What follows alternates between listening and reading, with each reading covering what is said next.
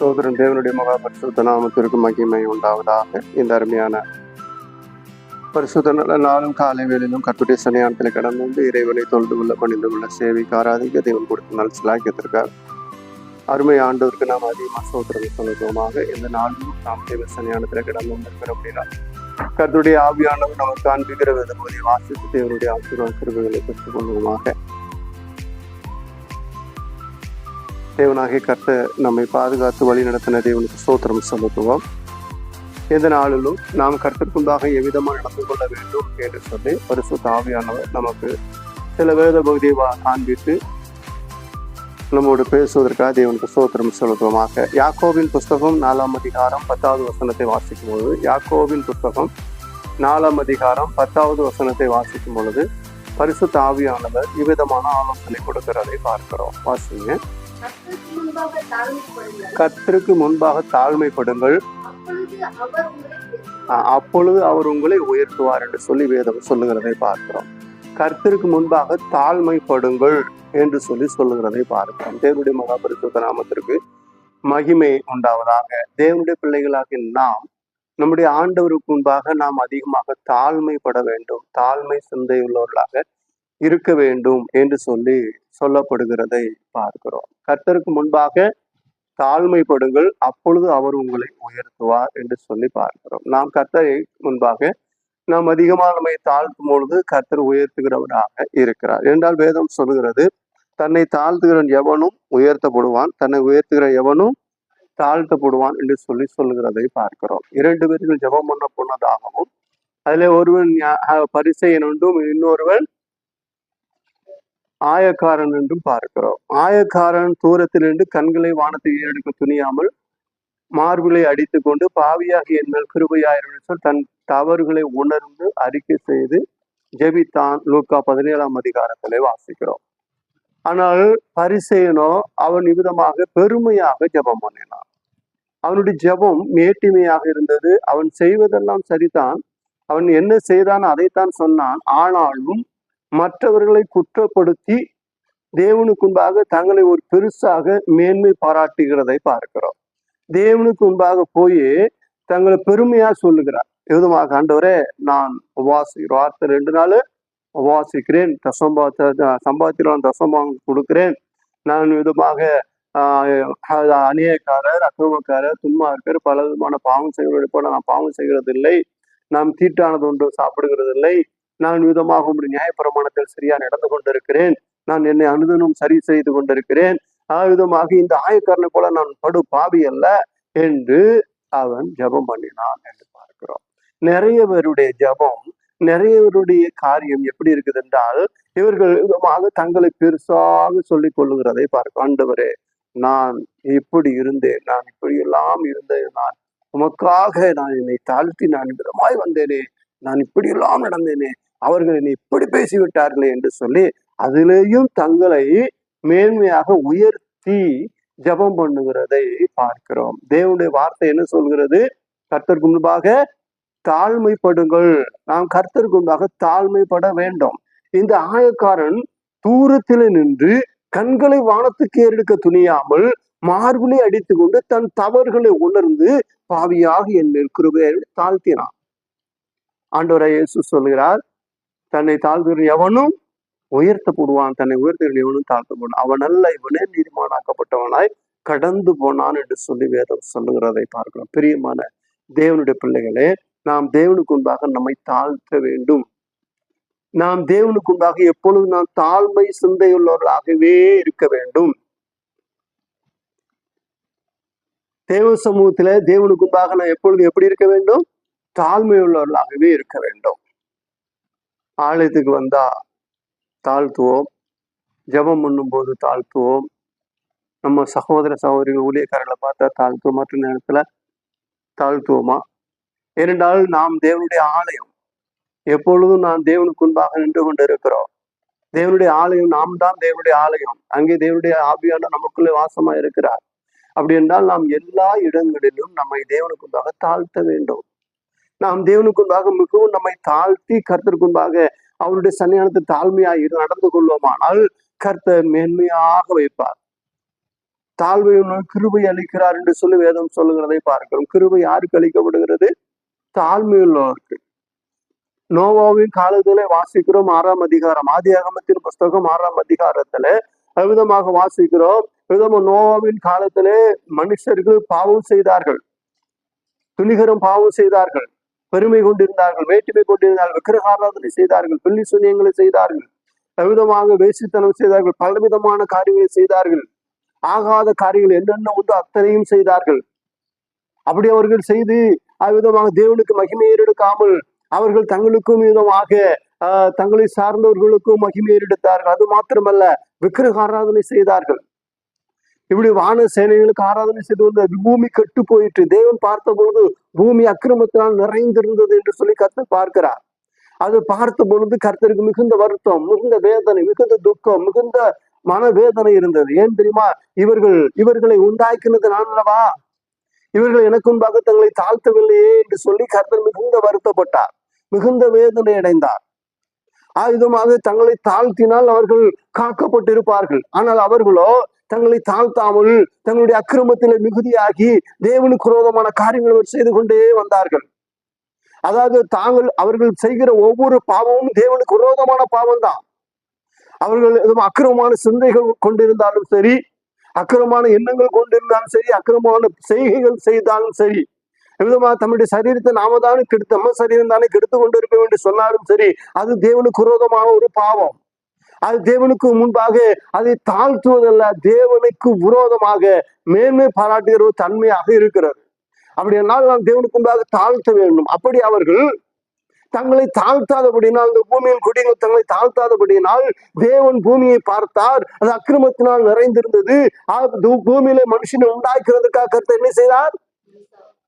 ரொம்ப மனஸ்தாபப்பட்டார். இவர்களை ஏன் உண்டாக்கினேன்? இவர்கள் எனக்கு முன்பாக தாழ்மையா நடந்து கொள்வார் என்று அல்லவா நான் பார்த்தேன். ஆனால் இவர்களோ எனக்கு மேலாக தங்கள் குதிகாலை உயர்த்துகிறார்களே, தங்கள் அக்கிரம செய்களால் என்னை கோபப்படுத்துகிறார்களே, எனக்கு விரோதமான காரியங்களை செய்கிறார்களே, ஏவிதமாக பாவம் செய்வதிலேயே தீவிரமாக இருக்கிறார்களே, பெருமை அடைந்திருக்கிறார்களே என்று சொல்லி கர்த்தர் மிகுந்த மனஸ்தாபப்பட்டார். அதனால் பூமியில் எல்லா ஜனங்களையும் அழித்து போட வேண்டும் என்று தேவன் ஒரு தீர்மானம் கொண்டார். அந்த தேவனுடைய உக்கிர கோபம் உண்டானார். உக்கிர தாண்டவம் ஆடினார் என்று சொல்லியிருக்கிறார் அல்லவா? அது இங்கதான். ஆண்டவர் உக்கிர தாண்டவம் ஆடினார். அவருக்கு மிகுந்த கோபம் உண்டார். பார்த்தார், வானத்தில் இருக்க தண்ணி திறந்து விட்டார், பூமியில் இருக்க தண்ணியை திறந்து விட்டார், பூமியை அழித்து போட்டார். ஆனாலும் தேவன் என்ன செய்தார் என்றால், அங்கே தாழ்மையால் நடந்துகின்ற ஒரு மனிதனை பார்த்தார். அவர் பேர் நோவா. அந்த நோவாவை, அவருடைய குடும்பத்தை தேவன் பாதுகாத்து அந்த சந்ததியிலிருந்து மறுபடியும் மனுமக்களை உருவாக்கினார் என்று சொல்லி நாம் விதமாக பார்க்கிறோம். அந்த நாட்களில் ஒரே ஒரு மனிதன் இருந்தான், அவர் நோவா. அந்த மனிதன் கர்த்தருக்கு முன்பாக தாழ்மை உள்ளவராக இருந்தார். வாசிங்க 6ஆம் அதிகாரம் 6வது வசனமா. பூமியிலே மனுஷனை உண்டாக்குனதற்காக பூமியில மனுஷனை உண்டாக்கி கர்த்தர் மனஸ்தாபப்பட்டார். அது அவர் இதயத்துக்கு எப்படி இருந்தது? ரொம்ப சங்கடமா இருந்தது, விசனமா இருந்தது.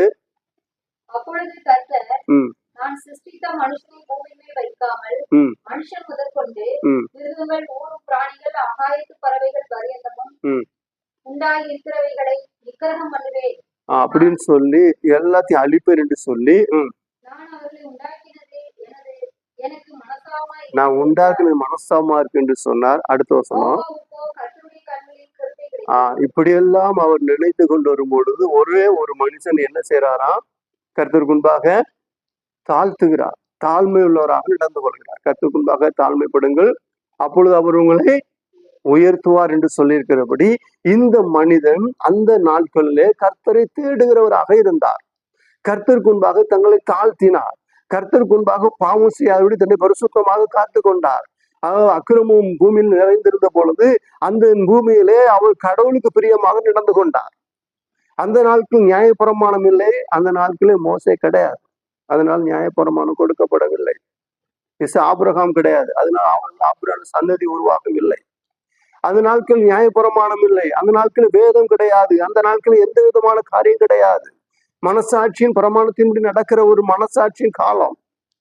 அந்த நாட்களில் தான் அந்த விதமாக தேவ மனிதர்கள் அநேக எழும்பி தேவனை ஆராதித்துக் கொண்டிருந்தார். அதுல ஒருவர் நோவா கர்த்தரை தேடி கொண்டிருந்தார். கர்த்தருக்கு பிரியமா நடந்தவர். அந்த நாட்களில் இருந்த மனிதர்கள் சீர்கெட்டு போயிருந்தார்கள்.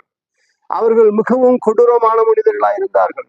அவர்கள் கர்த்தருக்கு விரோதமான காரியங்களை செய்வதில் அனுதினமும் சிந்தையாய் கொண்டிருந்தார்கள்.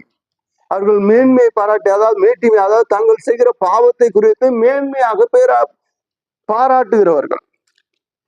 பாத்தியா, நான் அவனை அடிச்சுட்டேன், நான் அவனை கொண்டுட்டேன், அவன் வந்தான் ஒரே அடி, அவ்வளவுதான், க்ளோஸ். என் பராக்கிரமத்தை பாரு, அவன் இந்த மாதிரி வந்தா இப்படி நான் செஞ்சிட்டேன் என்று அவர்கள் செய்கிற அக்கிரம கிரியைகளை பெருமையாக பேசி நடந்து கொண்டிருந்த ஒரு காலம். இந்நாட்கள் அப்படிதான் நிறைய நடக்கிறாங்க. மற்றவனை அடிச்சுட்டு ஜெயிச்சுட்டு அவன் என்ன செய்யறான், நான் அடிச்சுட்டேன், நான் ஜெயிச்சுட்டேன், நான் இது பண்ணிட்டேன், நான் பெரிய ஆளாக்கும். இவர்கள் கர்த்தருக்கு முன்பாக அக்கிரம கிரிகளை செய்து கொண்டிருக்கிறார்கள், பெருமை பாராட்டி கொண்டிருக்கிறார்கள். அப்படிப்பட்டவர்களுக்கு தேவன் விதமா நியாய தீர்ப்பு வைத்து கொண்டே இருக்கிறார்.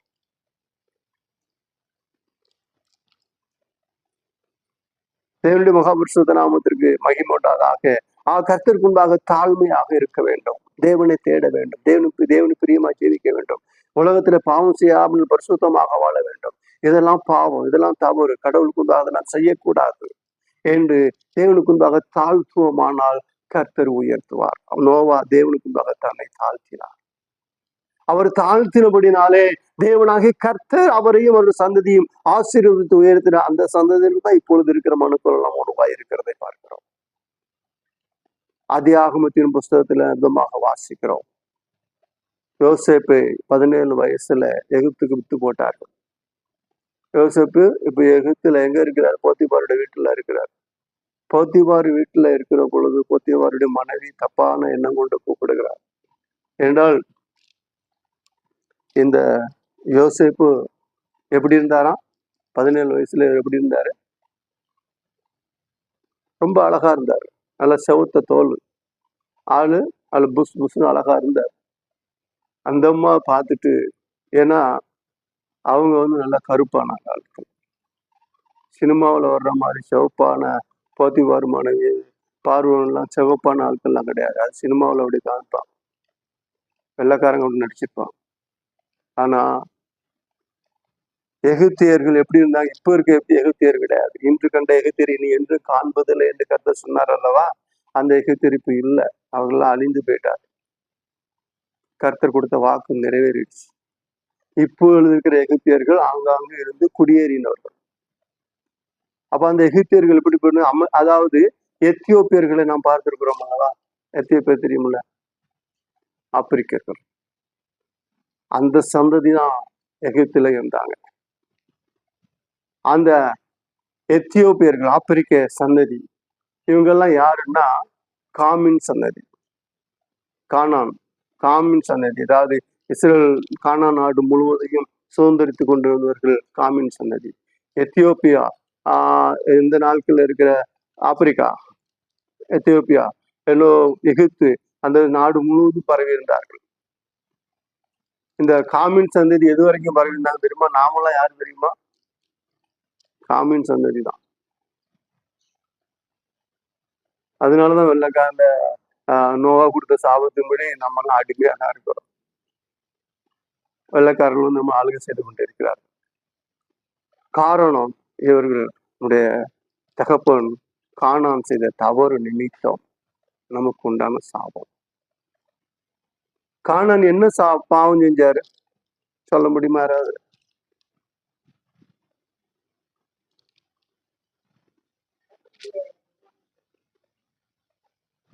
தகப்பனுடைய நிர்வாணத்தை பார்த்து வெளி சகோதரத்துல,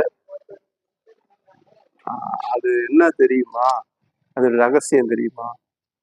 தகப்பன்னா தகப்பனுடைய நிர்வாணம் இல்லை. மோசேக்கு நியாயப்பிரமாணத்துல கொடுக்கும் பொழுது உன் தகப்பனுடைய மனைவியை நீ அறியக்கூடாது, உன் தகப்பனுடைய நிர்வாணம்னு சொல்றாரு இல்லையா, அதுதான். அதாவது தகப்பனுடைய மனைவி தன்னுடைய தாயை இந்த கானான் போய் அறிந்தான். அதாவது குடித்து போதை ஏறினால் வெறித்து படுத்திருந்த நோவா இந்த சமயத்துல இவன் தன்னுடைய தாயை அறிந்தான். அதை போய் சகோதரிடத்துல சொன்னான். அதைத்தான் சகோதரிடத்தில் சொன்னான். ஐயோ, இப்படி ஒரு சம்பவமா இருந்துச்சு. அவர்கள் பின்னிட்டு வந்து அப்படியே அப்படிலாம் இல்லை, வேதத்துல அப்படி எழுதிருக்கு, அப்படிலாம் இல்லை.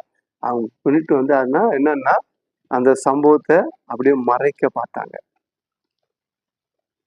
அதனால்தான் நோவா எந்திரிச்சு நடந்த சம்பவத்தை அறிந்த பொழுது, ஏன் கானானை சபிக்காமல் காமை சபித்தார் தெரியுமா? நோவா திராட்சை தோட்டத்தை உருவாக்கின பொழுது இந்த சம்பவம், அவர் தோட்டத்தை உருவாக்கி, ஏன்னா அப்போ ஒரு ஆளு தானே செய்யணும். இவர் என்ன பண்ணாருன்னா ஒரு பெரிய தோட்டத்தை உருவாக்கி அதுலயே மெனக்கிட்டு வேலையா கிடந்தாரு. அப்படி வேலையா இருக்கும் பொழுது இங்கே கானான் தன்னுடைய தாயினிடத்துல பிரவேசித்து ஒரு குழந்தை உருவாயிடுச்சு. அந்த குழந்தை பேர் காம். அப்படி உருவாகி பறந்துருச்சு. அதை கேட்டு இப்படி ஒரு சம்பவம் நடந்துருச்சான்னு சொல்லி நோவா அறிந்த பொழுதுதான் காம் சபிக்கப்பட்டவன் என்று சொல்லி சபித்தார். அந்த காமுடைய சந்ததியில் வந்தவர்கள் தான் இந்த இந்தியர்கள், எத்தியோப்பியர்கள், எகிப்தியர்கள் எல்லாருமே.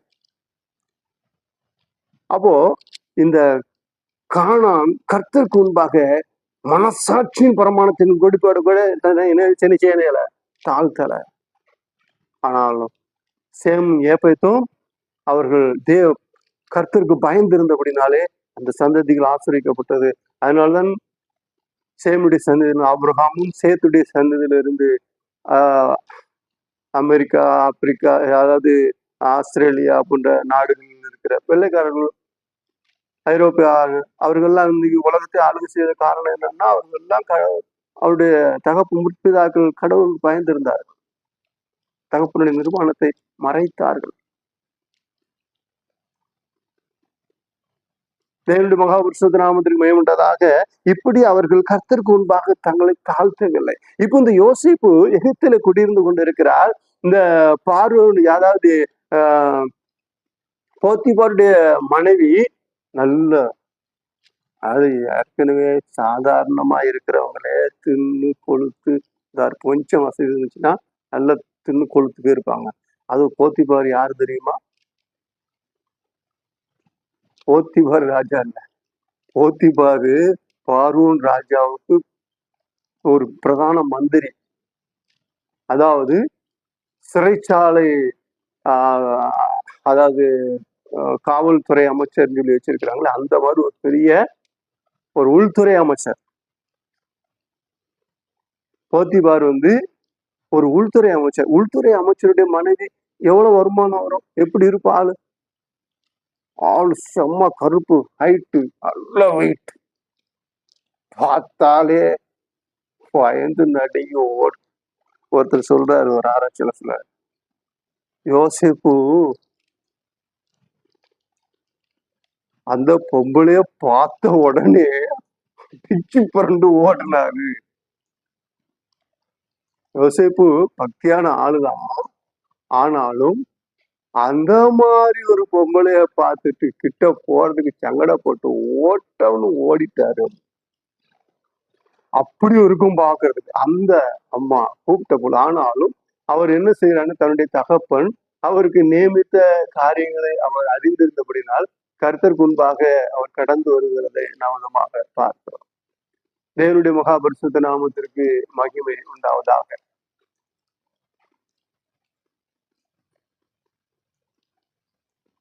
அவர் சொல்லுகிறார், இந்த வீட்டிலே என்னிலும் பெரியவன் ஒருவனும் இல்லை, எல்லாம் எனக்கு கீழாக இருக்கிறது, உன்னை தவிர வேறொன்றையும் அவர் எனக்கு விலக்கி வைக்கவில்லை.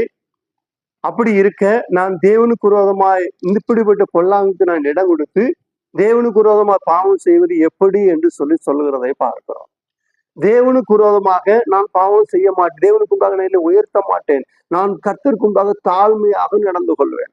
அவர் அப்படி தேவனுக்கு முன்பாக தன்னை தாழ்த்தினபடினாலே, கர்த்தருக்கு முன்பாக தாழ்மைப்படுங்கள் அப்பொழுது அவர் உங்களை உயர்த்துவார் என்று சொல்லியிருக்கிறபடி யோசேப்பு அந்நிய தேசத்தில் இருந்தாலும் அவருக்கு இப்படிப்பட்ட ஒரு சூழ்நிலைகள் வந்த பொழுதும் ஆனாலும் அந்த இடத்திலேயும் அவர் தேவனுக்கு முன்பாக தன்னை தாழ்த்தினார். கர்த்தர் பரிசுத்தம் உள்ளவர், அவர் பரிசுத்தமாக இருக்கிறார், நாம் பாவம் செய்யாதபடி பரிசுத்தமாக வாழ வேண்டும் என்று சொல்லி விரும்பினார்.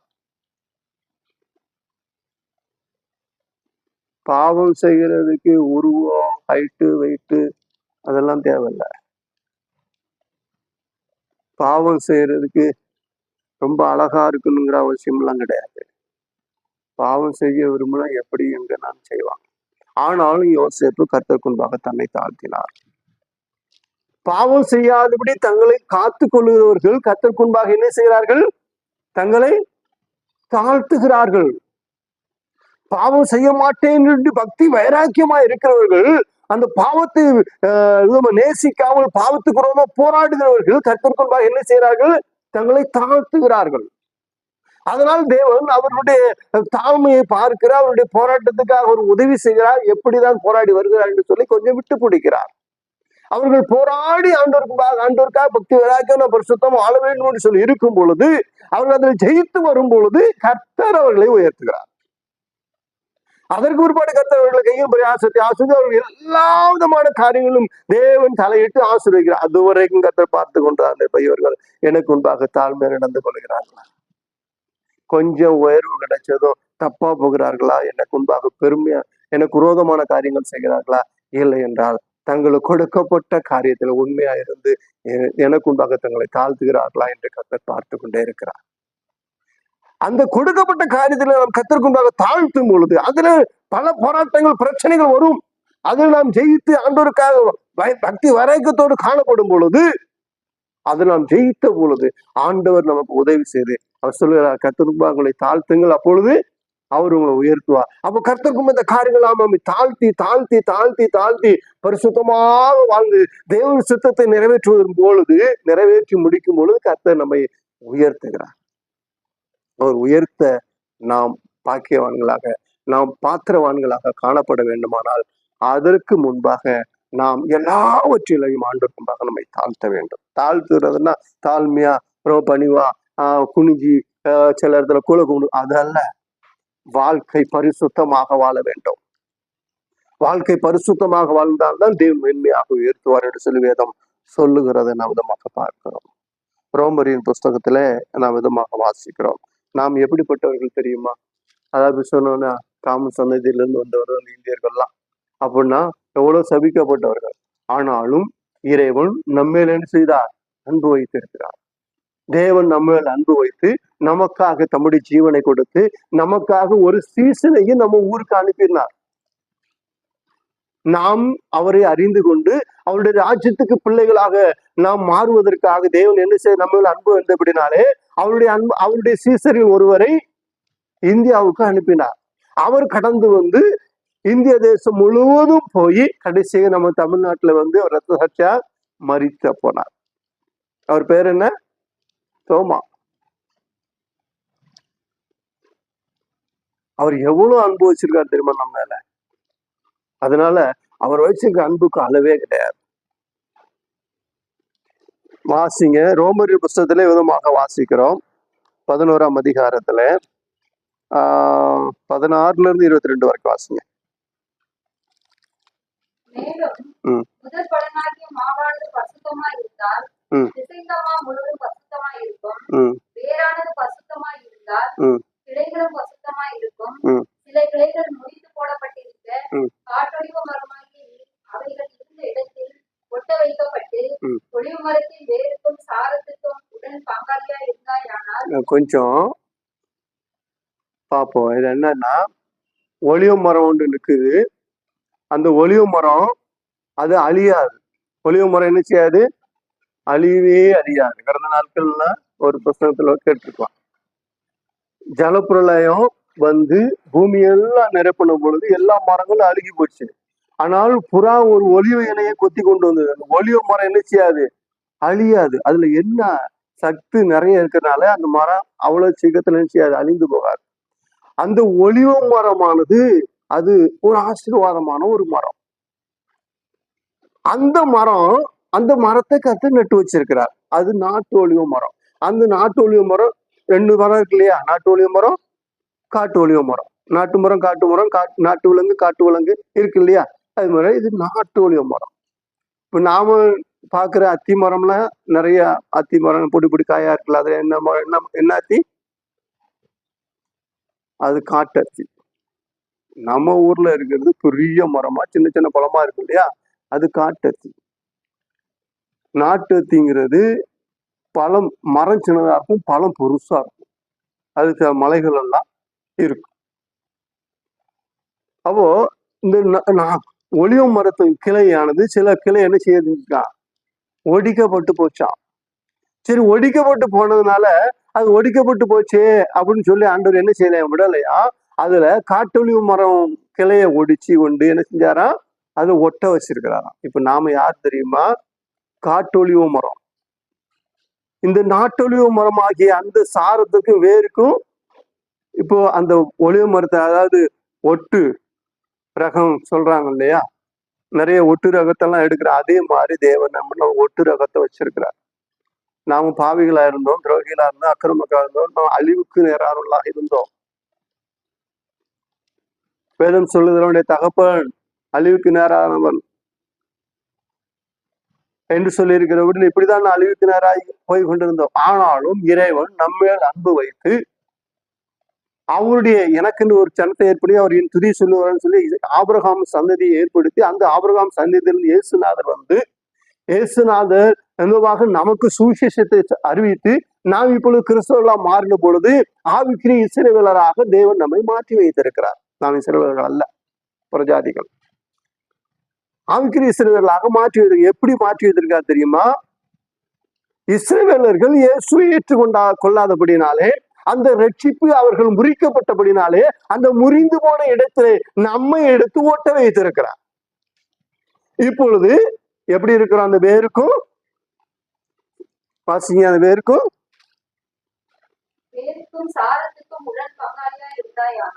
வேருக்கும் சாரத்துக்கும் உடன் பங்காளியா இருந்தாயானால் நீ யாருக்கு விரோதமா பெருமை பாராட்டக்கூடாது?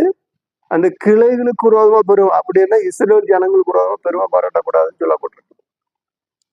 இன்னைக்கு நிறைய பேர் இஸ்ரேல் ஜனங்கள் ரொம்ப மோசமானவங்க, அவங்க இப்படிலாம் செய்யறாங்க அப்படிலாம் செய்யறாங்க, ஒருபோதும் அப்படி பேசக்கூடாது. ஏன்னா வேதத்துல சொல்லியிருக்கிற வாக்குதத்தை எல்லாமே இஸ்ரவேலர்களுக்கு தான்.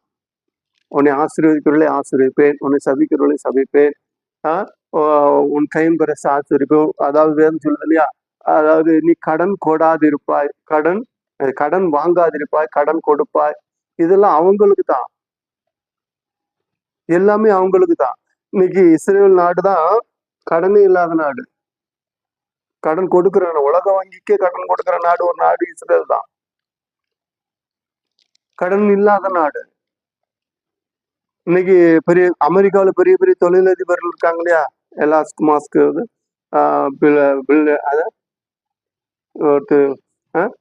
பில்கிட்ஸ், இப்படி பெரிய பெரிய பணக்காரங்களா இருக்காங்க இல்லையா, இவங்கெல்லாம் யாருன்னா யூதர்கள்.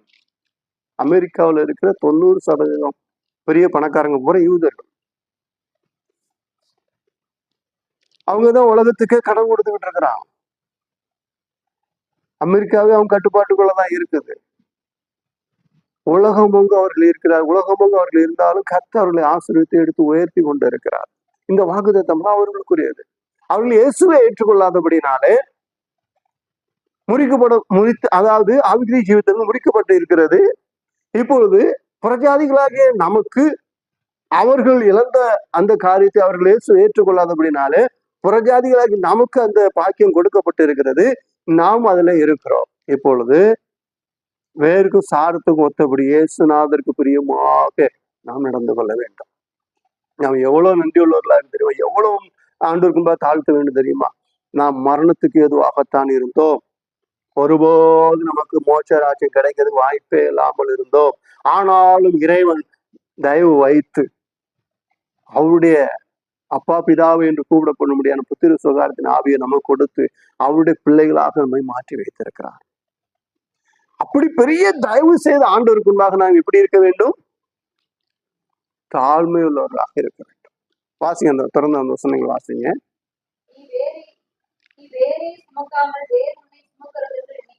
நீ வேரை சுமக்காம வேறு ஒன்றை சுமக்கிறது என்று அறிந்து கொள்.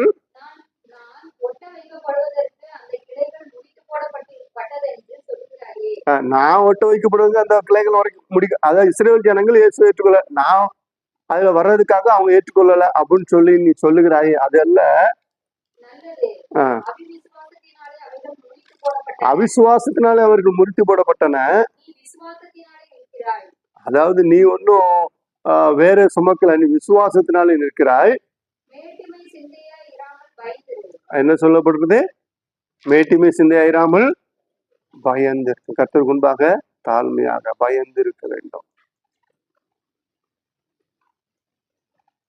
மோசேயும் பரிசுத்த சன்னியானத்தில் போகும்போது என்ன சொன்னார்? பயந்து நடுங்குகிறேன் என்று சொன்னார். அப்படி என்றால் தேவன் மிகுந்த இந்த உலகத்துல மிகவும் இந்த உலகத்தையே உருவாக்கின ஆண்டவர் நேசிக்கிற ஒரு சன்னதி உண்டுன்னா அது இஸ்ரவேலர்கள் தான். இன்னைக்கு நிறைய ஒரு யூடியூப்ல அதுல இதுல இஸ்ரவேலர்களை கழுவி ஊத்தலாம். ஆனாலும் தேவன் நேசிக்கிற சன்னதி அவர்கள் தான். இப்பொழுது அவர்கள் இயேசுவை ஏற்றுக்கொள்ளவில்லை. அதனால் அந்த ரட்சிப்பு நமக்கு கிடைத்திருக்கிறது. அதனால் நாம் பயந்திருக்க வேண்டும். அது தொடர்ந்து நாம் வாசிக்கும் பொழுது என்ன சொல்லியிருக்கு தெரியுமா? ஒலிவ மரத்தையே அவர் விடல, வெட்டி போட்டாரு. நியாயந்திருப்பு போகும்போது நீ ஒட்ட வைத்திருக்கப்படும் ஒன்னிய வெட்டி போடுறதுக்கு எவ்வளவு நேரம் ஆகும், கவனமாயிரு என்றெல்லாம் சொல்லப்படுகிறதை பார்க்கிறோம். அதனால் நாம் கர்த்தருக்கு முன்பாக நம் மிகவும் தாழ்மை உள்ளவர்களாக இருக்க வேண்டும். யோசேப்பு தன்னை தாழ்த்தின அப்படினால் கர்த்தர் உயர்த்தினார். தாவீது எப்படிப்பட்ட ஆளு? கொஞ்சம் சொல்லுங்க பாப்போம். தாவீதை எப்படி இருந்த தாவீதை கர்த்தர் உயர்த்தினார். தாவீது எப்படிப்பட்ட ஆளு? ஆடு மேய்ச்சிட்டு இருந்தாரா? யாரு பார்த்தா? ஆடா மேய்ச்சிட்டு இருந்தாரு. சொல்லுங்க, தாவீது ஆடா மேய்ச்சிட்டு இருந்தாரு.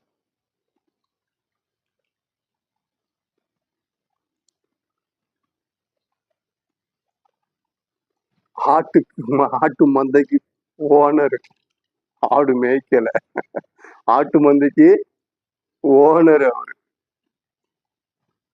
அவரு சாதாரண ஆள் கிடையாது. அவருடைய தாத்தா யாரு? ரூத்துடைய வீட்டுக்காரர் ஓபேசா, போவாஸ் யாரு? பெரிய கோடீஸ்வரன். போவாஸ் பெரிய கோடீஸ்வரன். ரூத்துமா வந்ததுனால எலிமெலுக்கு அவங்க பெரிய கோடீஸ்வரங்க தான். ஆனா அந்த பெரிய 3 பேருடைய சொத்தும் இந்த போவாஸுக்கு வந்துச்சு. இவர் ஏற்கனவே பெரிய கோடீஸ்வரன், அந்த சொத்துக்கு வந்துச்சு. அதுக்கு பிற்பாடு ஓபேத்துக்கு பிற்பாடு யாரு? ஈசாயி தானே. அப்ப அந்த சந்ததியில வர்ற ஈசாயுடைய குமார்கள் கடைசி மகன் தாவீது. ஈசாய்க்கு நிறைய சொத்து சுகம் நிறைய இருந்துச்சு. சொத்து சுகம்னு ஏகப்பட்ட சொத்து சுகம் இருந்துச்சு. அதுல 3 பிள்ளைகளை இராணுவத்துக்கு அனுப்பியிருந்தார். பெரிய பணக்காரன்.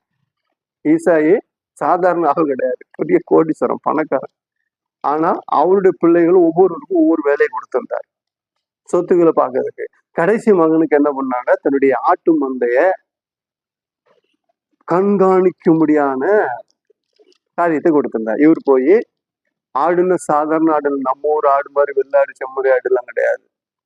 அங்க உள்ள ஆடுலாம் அப்படியே கொம்புலாம் ஒரு மாதிரி முறுக்கிட்டு அதனுடைய அதாவது வருஷத்துக்கு ஒரு முறை என்ன பண்ணுவாங்கன்னா அதனுடைய மயிரை கத்தரிச்சு எடுப்பாங்க. அது மயிரை முடியே நல்ல விலைக்கு போகும். கம்பளி தயார் பண்றாங்க இல்லையா, நல்ல விலைக்கு போகும். அப்படி விலை உயர்ந்த ஆடுகள், அந்த விலை உயர்ந்த உலகத்துல இருக்கிற விலை உயர்ந்த ஆடுகள் அவர் வளர்த்தார், தாவீது வளர்த்தார். அவருக்கு கீழே நிறைய வேலைக்காரங்க இருந்தாங்க. இவரும் அப்பப்போ சும்மா ஆடு கூட போய் ஜாலியா பண்ணிட்டு வருவார். அப்படி போகும்பொழுது ஒரு ஆட்டுக்குட்டி ஒரு கரடி பிடிச்சி, அப்போ இவரு என்ன செஞ்சாருன்னா, இவர் ஆட்டுக்கு சொந்தக்காரர் இல்லையா, அப்போ நேரடியா போய் கரடி கூட சண்டை போட்டு ஆட்டுக்குட்டியை பிடிச்சிட்டு வந்தாரு. சிங்கத்து கூட சண்டை போட்டு ஆட்டுக்குட்டியை பிடிச்சிட்டு வந்தாரு. அவர் ஓனரா இருந்ததுனால. அவரு வேலைக்காரனா இருந்தா என்ன செஞ்சிருக்க மாட்டாரு, விட்டுட்டு ஓடி இருப்பாரு. அவ்வளவு பெரிய பணக்காரன், பெரிய பணக்காரன். அதாவது கர்த்தர் ஒரு மனுஷனை எடுத்து பயன்படுத்தணும்னா அவன் என்ன செய்யணும்னா, பிச்சைக்காரனை எடுத்து பயன்படுத்தி எந்த பிரயோஜனமும் இல்லை. ஒரு பிச்சைக்காரனை, ஒரு ஒண்ணும் இல்லாதவனை வேதம் சொல்லுது, புழுதியிலிருந்தும் தூசியிலிருந்து எடுத்து உயர்த்துகிற. ஓகே, அதெல்லாம் சந்தோஷம் தான். நாமளும் அப்படிதான் இருந்தோம். எடுத்து உயர்த்தி வந்திருக்கிறார். நமக்கு சில கிருபை, அதாவது புழுதியிலையும் தூசியிலையும் இருக்கிற பாவிகளா இருந்த மனிதர்களை என்ன செய்யற, கர்த்தர் கிருபைகளை, தாளந்துகள், அதிகாரங்களை கொடுத்து எடுத்து உயர்த்தி கழுவி சுத்திகரித்து மேன்மைப்படுத்தி வருகிறார். இப்பொழுது கொடுக்கப்பட்ட தாளந்து பரிசுத்தமாக வாழ வேண்டும். கொடுக்கப்பட்ட தாளந்து சமாதானம் உள்ளவர்களா இருக்க வேண்டும். கொடுக்கப்பட்ட தாளந்து ஆண்டவருக்கு பிரியமா ஜீவிக்க வேண்டும். இந்த தாளந்தை நாம் என்ன செய்ய, ஆண்டவருக்காக பயன்படுத்த வேண்டும். புதைச்சி வச்சிடக்கூடாது. இப்போ பயன்படுத்தி ஆண்டவர் வரும் பொழுது அதை நாம் என்ன செய்ய, ரெட்டிப்பா ஆண்டவருடைய கரத்துல கொடுக்க வேண்டும். அப்படிப்பட்ட நம்மை தேவன் என்ன செய்கிறார், எடுத்து உயர்த்துகிறார். அப்படி தேவன் சில மனிதர்களுக்கு என்ன செய்யறார், அப்படி ஆசிரியத்து எடுத்து உயர்த்தும் பொழுது அவர்கள் தங்களுடைய தாளந்தை பயன்படுத்த வேண்டும். தாளந்தை கொடுத்து விட்டு எஜமான் போய்விட்டார், திரும்ப வந்து கண்ணை கேட்டால் தாளந்தை ரெட்டிப்பா பயன்படுத்தி வச்சிருந்தார்கள். அப்படி என்றால் நம்ம கொடுக்கப்பட்ட காரியம் என்ன தெரியுமா, தேவன் நம்மை ஆசிரியர் ரட்சித்திருக்கிறார், நம்மை கல்வி சுத்திகரித்து எடுத்து உயர்த்துகிறார். இப்பொழுது நாம் முகத்த பிரயாசப்பட்டு நம்முடைய வாழ்க்கையிலே நாம் கஷ்டப்பட்டு முன்னேறி உழைச்சி பரிசுத்தமாக நாம் ஆவிக்குரிய ஜீவிதத்துல பரிசுத்தமாக வாழ வேண்டும். சரீரத்துல நாம் மிகுந்த கஷ்டப்பட்டு பலவிதமான பிரச்சனைகள், போராட்டங்கள் வரும். அவை எல்லாம் சகிச்சு எல்லாத்தையும் தாங்கி எப்படியெல்லாம் மேற்கொள்ளும் அதெல்லாம் மேற்கொண்டு ஆண்டவருக்கு பயந்து, ஒவ்வொரு காரியத்திலும் ஆண்டவருக்கு பயந்து ஆண்டவருடைய ஆலோசனை கேட்டு கேட்டு கேட்டு கேட்டு கேட்டு கேட்டு நாம் வந்து ஒவ்வொரு வேலையும் தொழிலையும் அது கவனமாக செய்து நாம் மேன்மையாக உயர்த்தப்படும் பொழுது, உயர்வாக வரும்போது அதற்கு பிற்பாடுதான் கர்த்தர் நம்முடைய திறமையை பார்த்து அதுக்கு பிற்பாடு எடுத்து பயன்படுத்துகிறார். தாவீதுக்கு கொடுக்கப்பட்ட காரியம் என்ன தெரியுமோ, ஆடு மேய்ப்பதற்காக ஒரு தகப்பன் அனுப்பிவிட்டார். ஆனால் போன இடத்துல ஆடைகளை அவ்வளோ கண்ணும் கருத்துமாக பாதுகாத்து கொண்டார். அதனால் கர்த்தர் தம்முடைய ஜனத்தை மேய்க்க முடியாத அதிகாரத்தை கொடுத்தார். ஒரு சாதாரண ஆட்டுக்குட்டிக்கு நீ கரடியோடும், ஒரு ஆட்டுக்குட்டிக்காக ஒரு சிங்கத்தோடு நீ போராடுவாயானால் என் ஜனங்களுக்காக நீ எதையும் செய்வாய் என்று சொல்லி தேவன் அவரை தம்முடைய ஜனத்தின் அதிபதியாக மாற்றினார். அவர் ஏற்கனவே கோடீஸ்வரன், இப்போ ஒரு நாட்டுடைய பெரிய அதிபதியாக மாறினார். அவருக்கு கொடுக்கப்பட்ட தாளந்தை சரியாக பயன்படுத்தினார். பாருங்க, அவருடைய வாழ்க்கையில நான் வாசிக்கிறோம், தாவீது வருகிறார், யுத்த சேனைக்கு வருகிறார். அங்கே கோலியாத் என்ன செய்யறான், தேவ ஜனங்களை தூசிக்கிறான். அவருக்கு கோவம், எல்லாருக்கும் கோவம். அவருடைய தம்பி அண்ணன்மார் தான் இருக்காங்க. ஆனா தாவீதுக்கு பயங்கர கோவம். இவன் கர்த்தருடைய நாமத்தை தூசிக்கிறானே, இவனை விடலாமா, நான் போய் அவனை கொண்டுறேன். சவுல் சொல்றான், எப்ப அவன் சின்ன வயசுல இருந்து யுத்தம் வேணும்ப்பா, அவனை பாரு, அவன் தோற்றத்தை பாரு, அவனுடைய இதை பாரு, அவன் கிட்ட நீ போக முடியுமா அப்படின்னு சொல்ற.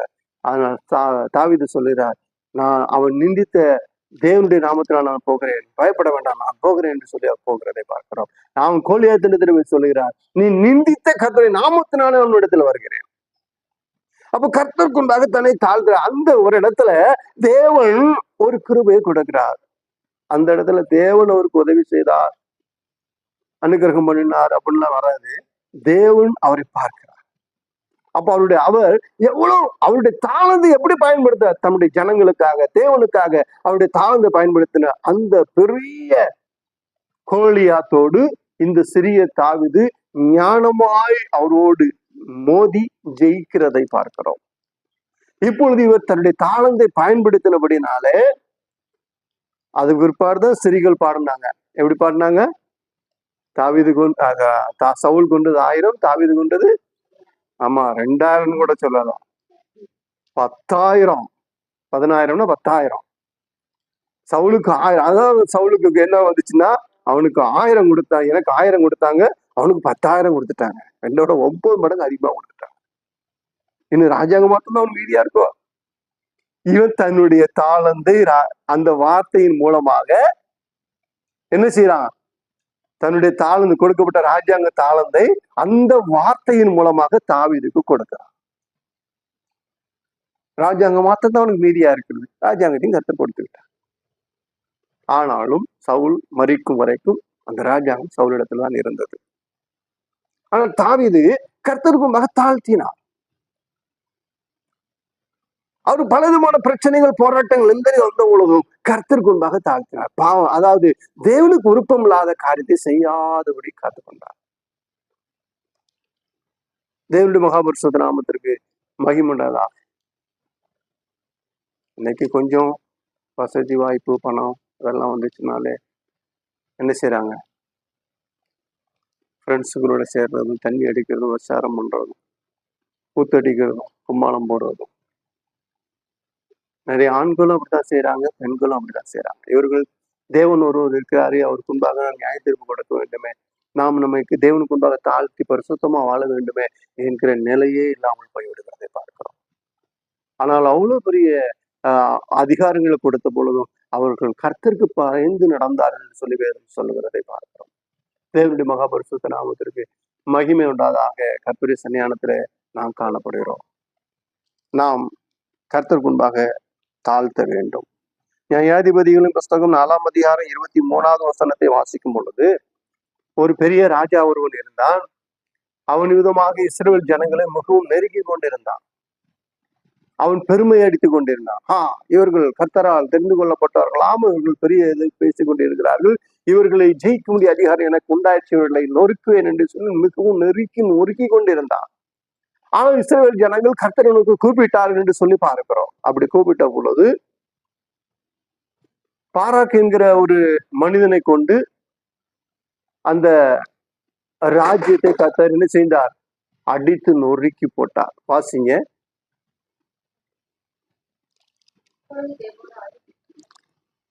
4:23.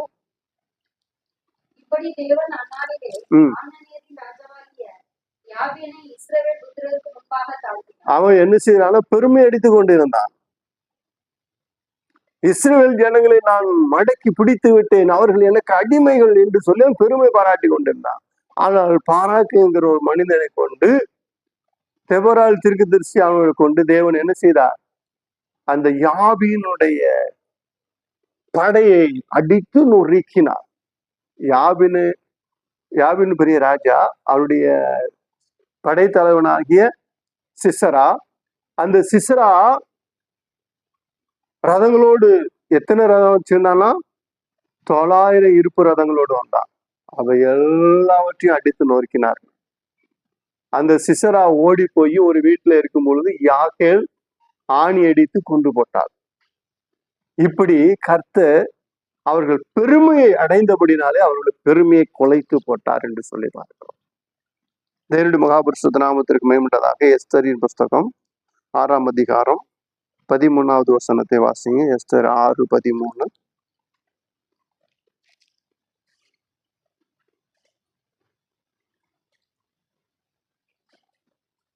ஆமான் தனக்கு நேரிட்ட எல்லாவற்றையும் தன் மனைவியாகிய சிரேசுக்கும் தன் சிநேகிதர் எல்லாருக்கும் அறிவித்த பொழுது, ஆமான் என்று சொல்லும் பொழுது ஆமான் யாருன்னா ஆகாகியன் ஆகிய ஆமான் என்று சொல்லப்படுகிறது. ஆகாகியன் அதாவது 1 சாமுவேலின் புஸ்தகத்துல நாம வாசிக்கிறோம். சவுல் ராஜாவுக்கு சாமுவேல் கர்த்தரால் உண்டான வார்த்தையின்படி அந்த அமலேக்கியர்களை என்ன செய்யணும், கொன்று போடுங்க, அவர்கள் எதிர்கொண்டு இஸ்ரேல் ஜனங்கள் எதிர்கொண்டு விடாதபடி அவர்களை தடுத்து அவர்கள் குரோதமாக காரியங்களை செய்தபடி அதன் மனதில் வைத்திருக்கிறேன், அவர்களை அழித்து ஒழித்து போட்டு ஒருவர் நாசில சுவாசம் எடுக்கிற ஒன்றியும் ஜீவராசி கூட வைக்கக்கூடாது, மிருகங்கள் ஓரம் அவர்களுக்கு எதுவுமே இருக்கக்கூடாது, ஆணும் பெண்ணு எல்லாத்தையும் கொண்டு போட்டுன்னு சொல்லி சொன்னார். ஆனா இந்த சவுல் என்ன செஞ்சாரு, ராஜாவை உயிரோட பிடித்து கொண்டு வந்தான். ராஜாவை உயிரோட பிடித்து கொண்டு வந்தது மாத்திரமல்ல, இப்போ ராஜ கைதிகளுக்கு இப்ப அரசாங்கத்துல கைது செய்யறாங்க இல்லையா, எதிர்கட்சிகளை கைது செய்து கொண்டு வைக்கிறாங்க இல்லையா, சாதாரண ஆட்களை கைது செய்து கொண்டு வைக்கிற ஜெயில் எப்படின்னு தெரியுமா, கொசுக்கடி எல்லாம் தாங்க முடியாது, குளிர் இருக்கும், பயங்கரமா இருக்கும், ஃபேன்லாம் அங்கெல்லாம் கிடைக்காது, கொசுக்கடி நல்லா தாராளமா கிடைக்கும், ரொம்ப கொடுமையா இருக்கும். ஆனா ராஜ கைதிகள் இருக்காங்க இல்லையா, அவங்களுக்கு எல்லா வசதியும் செய்யப்படும். ராஜ கைதிகள் எப்படி இருக்கும், எல்லா வசதியும் கொடுக்கப்படும், எல்லா வசதியும் கொடுக்கப்பட்டு ராஜயோகமா இருப்பாங்க. இந்த ராஜாவை பிடிச்சிருந்த ராஜா சவுல் என்ன பண்ணார்னா, ஆகாக் ராஜாவை பிடிச்சிட்டு வர பொழுது, ராஜா இல்லையா, ஒரு ராஜா பிடிச்சிட்டு ராஜா யோக்கியமா ராஜா கைதியா வந்து அப்படின்னாலே, அவன் ஏற்கனவே ஒரு ராஜ இல்லையா, அவன் ஏற்கனவே ஒரு பொம்பளை குறிக்கான ஆள். அவனுக்கு சில தாராளமா பொம்பளை எல்லாம் கொடுத்தாங்களாம். அந்த பெண்கள் மூலமாக நிறைய வேற இவன் இது பண்ணிட்டான். அதுல உருவான அந்த சந்ததியில இருந்து வந்ததுதான் இந்த ஆகான். இப்போ சாமுவேல் வந்து அந்த ராஜாவை கொண்டு போட்டாலும் அவனுடைய சந்ததி உருவாகி வந்தது. அந்த சந்ததி பல 100 ஆண்டுகளுக்கு பிற்பாடு எஸ்தரின் புத்தகத்தால வரும் பொழுது, அங்கே இந்த எஸ்தரும் இந்த மொர்தெகாய் யாருன்னா அதே கீசினுடைய சந்ததியிலிருந்து வர்றவங்க தான். இவர்களை கொண்டு மறுபடியும் கட்ட என்ன செய்யறாங்க, ஒரு 500 பேர் அங்க இருந்தார்கள் என்றும், அந்த பட்டணத்தில் அவர்கள் இருந்தார்கள், அவர்களை தேவன் விதமாக அழித்து போட்டார் என்று சொல்லி நான் விதமாக பார்க்கிறோம். அங்கே அவருடைய மனைவி என்ன சொல்றா பாருங்க, வாசிக்க தொடர்ந்து. ஆமான் தனக்கு நேரிட்ட எல்லாவற்றையும் தன் மனைவியாகிய சிரேசுக்கு தன் சிநேகிதர் எல்லாருக்கும் அறிவித்த பொழுது, சிரேசுக்கும் தன் சிநேகிதர் எல்லாருக்கும் அறிவித்த போது அவனுடைய ஆலோசனைக்காரரும் ஆலோசனைக்காரரும் அவன் மனைவியாகிய சிரேசும் மனைவியாய் சிரேசும் அவனை பார்த்து என்ன சொன்னால், மொர்தெகாய்க்கு முன்பாக நீர் தாழ்ந்து போகத் தொடங்கினீர். மொர்தெகாய்க்கு முன்பாக நீர் தாழ்ந்து போக பண்ணி. காரணம் என்னன்னா, மொர்தெகாய் செய்த ஒரு நல்ல காரியத்தை நிமித்தம் மொர்தெகாயே ராஜா கணம் பண்ணி விரும்புகிற மனுஷன் இப்படியே செய்யணும் மொர்தெகாயை வீதி உலாவ வைத்து இந்த ஆமான் தான் விதமாக மேன்மைப்படுத்தி வைத்தார். அதனால இப்படிதான் நடந்துருச்சேன்னு சொல்லி சொல்லும் பொழுது, அவன் கொல்றதுக்காக நான் திட்டம் போட்ட பொழுது இப்படியா நடந்து ஆமான்னு நானே அந்த மொர்தெகாயை உயர்த்தி வச்சுட்டேன்னு சொல்லி அவன் புலம்பிக்கிட்டு இருக்கும் பொழுது, இவர் என்ன சொல்லார், மொர்தெகாய்க்குமா நீ தாழ்ந்து போக பண்ணினீர், அவன் யூத குலமானதால் நீர் அவனை மேற்கொள்ளாமல் அவனுக்கு முன்பாக தாழ்ந்து போவது நிச்சயம். அவன் யூத குலமான, அதாவது தேவனால் தெரிந்து கொள்ளப்பட்ட தேவ மனிதன் அவன். அவன் தேவனுடைய பிள்ளைகள், அவனுக்கு முன்பாக நீர் தாழ்ந்து போவது நிச்சயம் என்று சொல்லுகிறதை பார்க்கிறோம். அப்படி என்றால் கர்த்தருக்கு முன்பாக அந்த ஜனத்துக்கு விரோதமாக யாரு கையெடுத்தாலும் அவர்களை தேவன் தாழ்த்தி போடுவார். இன்னைக்கு நிறைய கிறிஸ்தவர்களும் தெரியாம இஸ்ரவேலர்களுக்கு விரோதமா ஜெபம் பண்ணுறாங்க, இஸ்ரவேலர்களை சபிக்கிறாங்க. அதாவது தப்பான காரியம். ஏன்னா உங்களை ஆசிரியப்பேன்னு தான் வேதம் சொல்லுது. அதனால இஸ்ரவேலர்கள் என்னமோ செஞ்சுட்டு போனா அது அவங்க பாடு.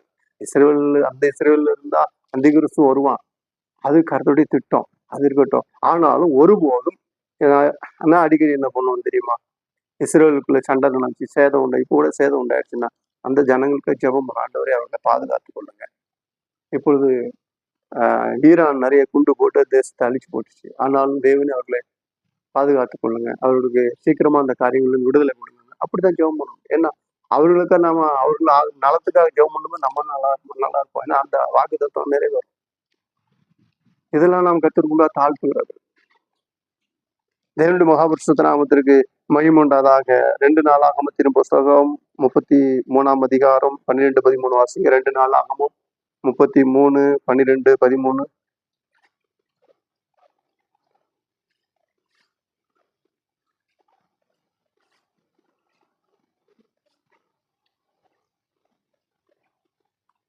ரெண்டு நாளாக 33.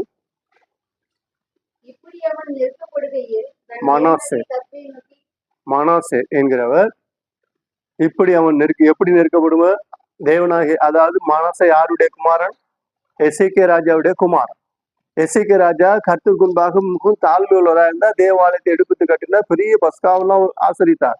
அவர் மரித்த பிற்பாடு அவருடைய குமாரனாகிய மனாசே ராஜபாரத்துக்கு வருகிறார். இந்த ராஜபாரத்துக்கு வந்த உடனே இந்த மனாசே செய்யற வேலை என்ன தெரியுமா, தகப்பனுக்கு விரோதமா, அதாவது தகப்பன் செய்வதற்கு அத்தனைக்கும் விரோதமான காரியங்களை செய்தார். கர்த்தருக்கு விரோதமாக பெருமை, அதாவது விக்கிரக ஆராதனை செய்தார். ஆலயத்தை பூட்டி போட்டார். ஆலய பலிபீடத்தில கொண்டு விக்கிரக ஆராதனை வைத்தார். விக்கிரகங்களை வைத்து ஆராதனை செய்தார். முக்கு விக்கிரக ஆராதனை செய்தார். அப்படின்னா அந்த நாட்களிலே ஜனங்களை கொடுமையாக நடத்தினா, அநேகரை கொலை செய்தார்.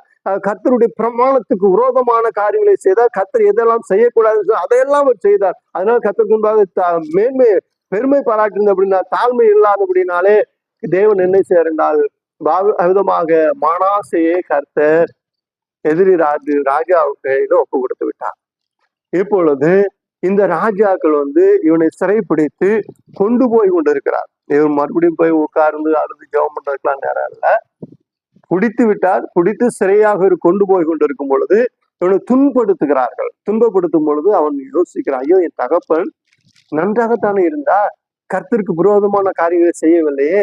என் தகப்பன் கர்த்தருக்காக செய்தபோது அவர் ஆசீர்வாதமா இருந்தாரு, அவருக்கு வியாதி இருந்த பொழுதும் சுகமடைந்தாரு, கர்த்தர் எவ்வளவு நல்ல காரியங்களை செய்தாரு, நான் இவ்விதமான காரியங்கள், நான் கர்த்தருக்கு விரோதமான காரியங்களை செய்தபடிதான் அல்லவா என்று அவன் தன்னை வருத்தி தேவனுக்கும்பாக தாழ்த்தி எங்க சிறையில பிடித்து போய் கொண்டிருக்கும் பொழுது பாசிங்க.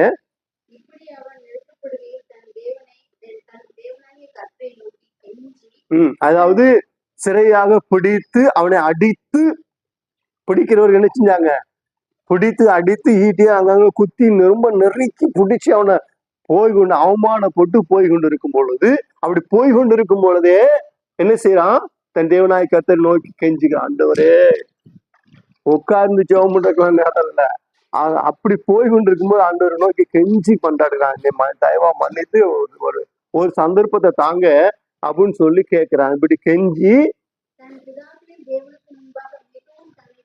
தன் பிதாக்களும் தேவனுக்கு மிகவும் தன்னை தாங்கி, இனிமே நான் அப்படி செய்ய மாட்டான்றது எல்லாத்தையும் நான் என்ன மறுபடியும் ஒரு சந்தர்ப்பம் தாங்க, மறுபடியும் ஒரு சான்ஸ் தாங்க, நான் நாட்டை சுத்தியத்துக்கு உங்களுக்கு பிரியமா வாழ்வேன் அப்படின்னு கர்த்தருக்கும்பா தன்னை மிகவும் தாழ்த்தினான். அப்படி அவன் விண்ணப்பம் பண்ணி கொண்டு இருக்கும் போது கர்த்தர் அந்த நேரத்துல அவன் கெஞ்சுதலுக்கு இறங்கி அவன் ஜெபத்தை கேட்டு, அப்ப பிடிச்சிட்டு போன அந்த ராஜா என்ன பாக்குறான், ஐயோ உடனே பாக்குறான், சரி இவன் ஏன் பிடிச்சிட்டு போகணும் அப்படின்னு சொல்லிட்டு அந்த இடத்துல அவன் விடுதலையாக்கி அவன் திரும்ப தன்னோட ராஜ்ய பார்த்துக்கு வருகிறான். அந்த இடத்துல அவன் தன்னை தாழ்த்தின பொழுது கர்த்தரை மறுபடியும் இருப்பார். அப்பொழுது திரும்ப வந்த ராஜா என்ன பண்ணா,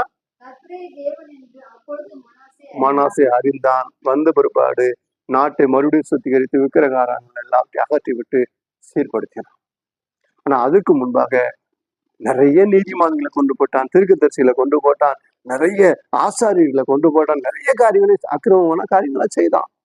அதனால் கர்த்தர் தண்டனை கொடுத்த பொழுது தன்னை தாழ்த்தினான். தாழ்த்தின பொழுது கர்த்தர் என்ன செஞ்சாரு, விடுவித்தார், உயர்த்தினார். தேவனுடைய மகாபரிசுத்த நாமத்துக்கு 6ஆம் அதிகாரம், அதே 2 நாளாகமத்தின் புஸ்தகம் 6ஆம் அதிகாரம் 24 to 27 வரைக்கும் வாசிங்க. சாலமோன் தேவாலயத்தை கட்டிவிட்டு அவர் ஆண்டவர் நோக்கி ஜெபம் பண்ணுகிறார். வாசிங்க 6ஆம் அதிகாரம்.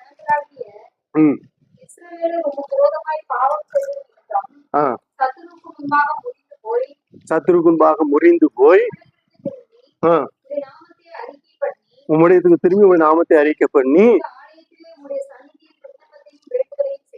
இந்த ஆலயத்துக்கு சந்நிதி வேண்டுதலை விண்ணப்பம் செய்தால் பரலோகத்தில் இருக்கிற தேவரை கேட்டு ஜனமாய் இஸ்ரவேலின் பாவத்தை மன்னித்து அவர்களுக்கும் அவர்கள் பிதாக்களுக்கும்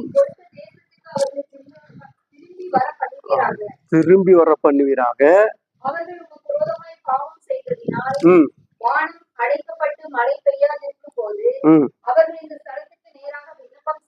இந்த ஸ்தலத்துக்கு நேராக விண்ணப்பம் செய்து உம்முடைய நாமத்தை அறிக்கை பண்ணி தாங்கள் நெருக்கப்பட்டு இருக்கையில் தங்கள் பாவங்களை விட்டு திரும்பினால் பரலோகத்தில் இருக்கிற தேவரீர் கேட்டு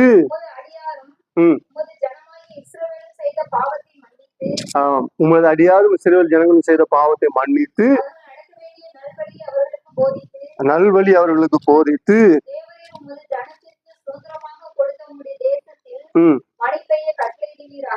இவ்விதமான நீர் ஆசீர்வாதத்தை கொடுப்பீராக என்று சொல்லி அவர் ஜெபம் பண்ணுகிறார். 7ஆம் அதிகாரம் 14ஆம் வசனத்தை வாசிங்க. அவர் விதமா ஜெபித்த ஜெபத்தை கர்த்தர் கேட்டு கர்த்தர் மறு உத்தரவு கொடுக்கிறார். சொல் வாசிங்க. என் நாமம் தரிக்கப்பட்ட என் ஜனங்கள் தங்களை தாழ்த்தி ஜெபம் பண்ணி என் முகத்தை தேடி தங்கள் பொல்லாத வழிகளை விட்டு திரும்பினால் அப்பொழுது பரலோகத்தில் இருக்கிற நான் கேட்டு அவர்கள் பாவத்தை மன்னித்து அவர்கள் தேசத்திலே சேமத்தை ஆசீர்வாதத்தை கொடுப்பேன். இந்த ஸ்தலத்திலே செய்யப்படும் ஜெபத்திற்கு என் கண்கள் திறந்தவைகளும் என் செவிகள் காவணி கோருமாயிருக்கும். ஹல்லேலூயா, ஹல்லேலூயா, ஹல்லேலூயா. தேவனுடைய மகாபரிசுத்த நாமத்திற்கு மகிமை. பிரியமான தேவனுடைய பிள்ளைகளே, கர்த்தருடைய வார்த்தை சொல்கிறது, தங்களை தாழ்த்தும் பொழுதே தன்னுடைய அக்கிரம கிரியைகளை விட்டுவிட்டு பரிசுத்தமாக தேவனுக்கு பிரியமானவர்களாக வாழ வேண்டும் என்று சொல்லி ஆண்டவருடைய வார்த்தை சொல்லுகிறதை பார்க்கிறோம். அப்படி செய்வார்களானால் நான் ஜெபத்தை கேட்பேன், பதில் கொடுப்பேன் என்று ஆண்டவர் சொல்லுகிறார். நீதிமொழிகளின் புஸ்தகம் 15ஆம் அதிகாரம் 33வது வசனத்தை வாசிங்க. நீதிமொழிகள் 15:33. நாம் தேவனுடைய சன்னிதானத்துல கடந்து வர வேண்டுமானால் நாம் என்ன செய்யணும்? மேன்மை அடைய வேண்டுமானால் அதுக்கு முன்பாக நம்மை தாழ்த்த வேண்டும். வாசிங்க. கர்த்தருக்கு பயப்படுதல் ஞானத்தை போதிக்கும். மேன்மை அடைய வேண்டுமானால் தாழ்மையாக இருக்க வேண்டும். 18ஆம் அதிகாரம் நீதிமொழிகள் 18ஆம் அதிகாரம் 12வது வசனம்.